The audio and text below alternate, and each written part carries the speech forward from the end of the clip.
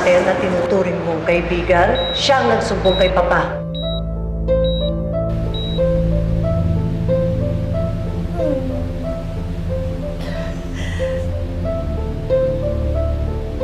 Sino naman yung lalaki na nagkamali magpapakasal sa'yo? Kaya mo, at sigurado akong luluwa ang mga mata mo pag nakilala mo siya. Alfred Benitez. I'm sorry, sinisira mo yung kasal namin. Please, leave. Umalis ka na rito, baliw ka. Nelson! Mahal kita! Kapuhin kita! Ako si Ivy! Please, pilitin mo tandaan! Wala, Remy. Kung ako nga ang sinasabi mong boyfriend mo, ba't wala akong kahit katiting na pagmamahal? Wala akong nararamdaman sa'yo. Ba't si Laura ang mahal ko, hindi ikaw? Ivy, hanggat meron pa akong konting respeto sa'yo, tigilan mo na to. Nelson!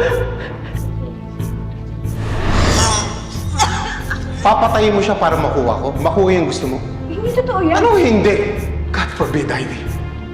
Sa susunod na gagawin mo uli yan sa asawa ko, makikita mo na yung hinahanap mo dahil ako na yung papatay sa'yo. Naintindihan mo?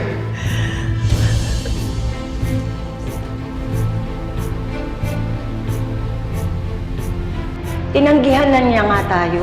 Baka isipin nun, ang kulit-kulit nating mag-ina. Gusto ko lang bigyan ng closure yung pag-claim ko sa kanya bilang tatay ko. Para malaman niya na kaya natin mabuhay kahit wala siya.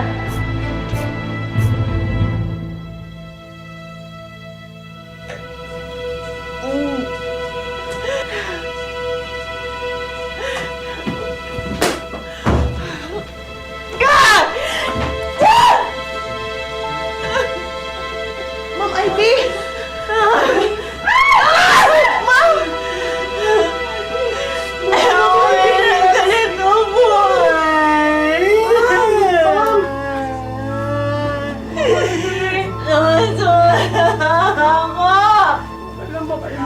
Hindi ako okay! Ano yung ginagawa niyo dito, ha? Lumayas kayo! Lumayas kayo! Sumusama na ako sa inyo!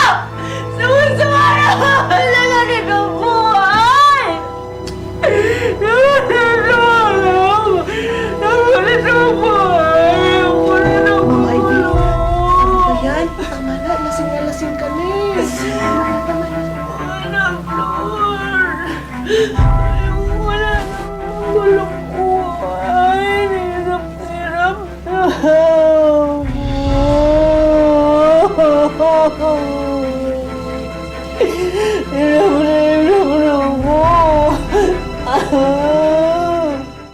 Esper, parang gusto ko na talaga umalis dito. Bakit naman? Eh, hindi ko na kinakaya si Ma'am Ivy. Natatakot na ako. Parang nabukbaliw na, naloloka na, kakainom na alak. Pero, alam mo, huwag ka mag-alala. Pag aalis ka rito, may kasama ka. Ako. Ay, naku, sa totoo lang, hindi na rin kinakaya ng powers ko yung mga kalokohan ni Ma'am Ivy. Naku, baka sa susunod naman yung festlock ko na, ang matamaan ko ano-ano mga binabato niyang bote, no? Naku, Diyos ko, kaya niya naman aking kaganda.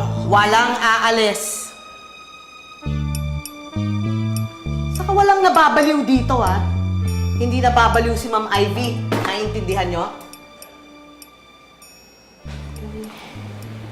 Manang Flor?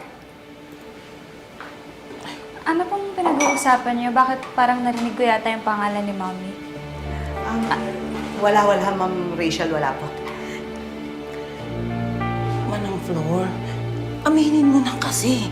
Kasi medyo iba na yung mga ginagawa talaga ni Ma'am Ivy nitong mga nakaraang araw. Iba na yung mga kinikilos niya dahil kanunong ka ng alak. Sige na. Ano? Oo nga naman, Manang Flor.